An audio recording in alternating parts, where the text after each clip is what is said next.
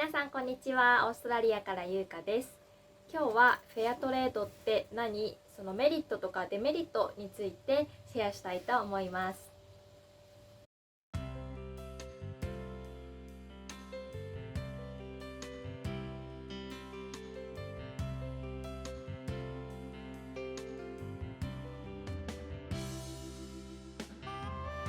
ここ最近エシカルとかエコな生活を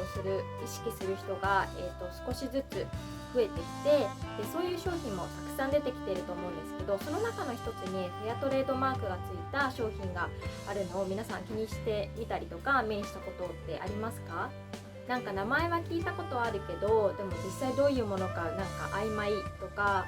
本当にそれっていいのって思う人もたくさんいると思うので、今日は、そのフェアトレードについて、説明しようと思います。フェアトレードっていうのはそもそもその発展途上国などで作られている、食べ物にしても製品にしても、そういうものを作っている生産者の人たちとか労働者の人たちに、普通のある一定の、生活基準を与えるために賃金とかそういう生活環境を整えてあげるシステムを作ることをフェアトレードっていうふうに言います。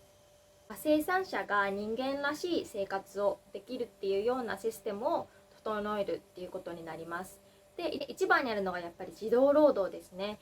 とても小さい子どもたちが学校にも行けず、そのままファームなどでずっと一日中働かされていて、きちんとした教育を受けられないっていうことがすごく起こっているんですね。で、そういうことをなくすっていうのがフェアトレードの大きな目的の一つでもあります。発展途上国で作られているものっていうと、こういうフェアトレードのものだと皆さん何を思い浮かべますか？一番大きいのはやっぱりコーヒーとかカカオで、チョコレートですね、チョコレート製品、あとワインとかオイルとか切り花とかコットンとかバナナとか、こういったもう本当に私たちの日常生活に普通にあるようなものがこういう発展途上国で作られているんですね。で、日本とか、先進国ではそういったものがすっごい安価で売られています。とても安い値段で売られているんですね。なので安い値段で売られているっていうことは、それを作ってくれる労働者とかの人たちにはものすごい低い賃金が払われているっていうことなんですよね。でプラス、そういう安い賃金になるっていうことで、子供が大人の代わりに働かされたりとか、安いものを作るために農薬をもっともっとまいて、簡単にその作物とか食べ物ができるようにして、でその分その被害がその作っている労働者の方とか農業をやっている人たちに影響が出て、健康被害が出るっていうようなことも多々出ています。でそういうものから、なるべく少し生活の水準を上げて、上げようっていうのがそのフェアトレードになります。で実際フェアトレードってどんな商品、どんなものっていうことなんですけど、フェアトレードにはまず一つマークがあります。これを見つけるのがまず一番分かりやすいと思います。一般企業とか、そういうものが例えばそういう商品にこのラベルの横に載せていて、このマークがあるとフェアトレードなんだなっていうふうに分かるようになっています。ただしフェアトレードにはきちんとした法律がないので、こういうマークがなくても、フェアトレードをやっているっていう会社も実は多々あって、日本は割とそういうものが、多い国になります。なので、話を聞いていくうちにとか、そのカンパニーのことを知るうちに、実はそういうフェアトレードのようなことをきちんとしているっていう会社もあります。やっぱりこの間のオーガニックと同じで、そういう、フェアトレードのマーク自体を取るのがすごくその小さな企業だとできなくて、そこまではいかないけど、でも実際はやっているっていうようなところもたくさんあります。あとは WFTOK フェアトレードといって、実際さっきのフェアトレードのマークではないんですけど、その、企業全体に、その認定しているっていう、フェアトレードの、マークではないんですけど、そういう、ものもあります。でこれはその事業活動ですね。その会社がやっている事業活動が、フェアトレードであればで認められると、この企業はフェアトレードをしていますっていうふうにして名前を売るというか、名前を出すことができます。ででもその中でフェアトレードでない商品を作っていたらもうその枠組みには入れることはできないらしいんですね。だから結構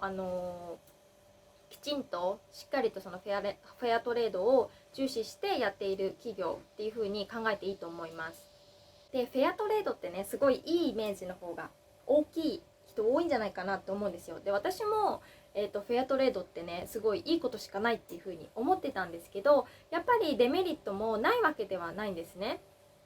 まずフェアトレードのデメリットとしては、日本だとまだまだこのフェアトレードの商品ってすごく少ないし、ちょっとこういうエコとかエシカルとかそういうことに興味がある人は知っていても、そうでない人は、まだ知らないっていう分野であったりするっていうことがあります。フェアトレードの商品って実際なんかものすごい買いたいっていう商品っていうか少ないと思うんですよ。例えばバナナとかコーヒーとかチョコレートって、そのわざわざフェアトレードのものを買わなくても、美味しいものってたくさんあるし、それがものすごいクオリティがいいものなのかって言われると、そうじゃん、フェアトレードのマークがなくてもすごいクオリティのいいものだってあるし、わざわざそれを買わなきゃいけない理由がないっていうのもちょっとこう皆さんがこう一歩こう積極的になりにくいっていうところはあると思うんですよね。実際私たちってやっぱりコスパのいいものを買いたいじゃないですか。やっぱりその値段が安くてさらにクオリティがいいものってなると、例えば同じバナナがあっても、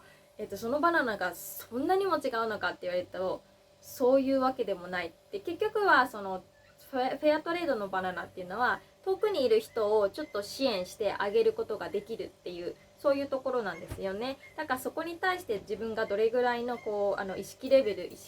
て言うとあれなんだけど、なんかこうどのくらい考えているのかっていうことでちょっとまだまだ浸透しにくいっていう部分があると思います。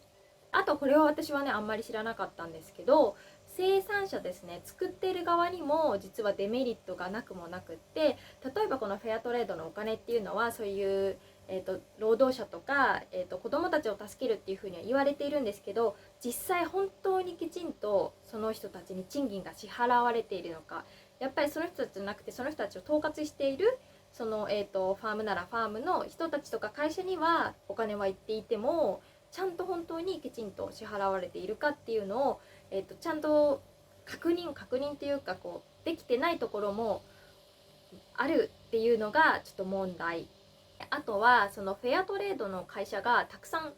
増えてくるとそこって競合になっちゃうんですよね。だから結局その中で例えば人気のフェアトレードの会社があるとそこだけすごくうまくいくけど他のところが結局うまくいかなくて、例えば同じみんなチョコレート作ってるとしますね。チョコレートの会社が3社あってこのフェアトレードの会社すごくうまくいってるってなるとこっちは結局うまくいかなくって、でその一つの会社だけすごく利益を得るっていうような感じになってしまったりっていう、その広がれば広がるほどちょっとそれがデメリットになるっていうことも、あります。トレードはやっぱりね高いっていうイメージの人が多いと思うんですよ。同じ商品バナナがあっても、フェアトレードのバナナがやっぱ高いとそこまでしてバナナを買うかとか、コーヒーでも、そこまでしてその値段の高いものを買うかってなってくるとやっぱりって考えちゃう人は多いと思うんですよね。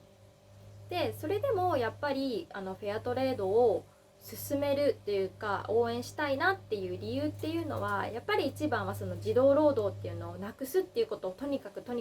目指してるんですね。だから、そういうものをなくしたいっていうことにこう手伝ってあげたりとか、ボランティア精神ですね、そういうものがちょっとでもあればそういうところから助けてあげることは、可能だと思います。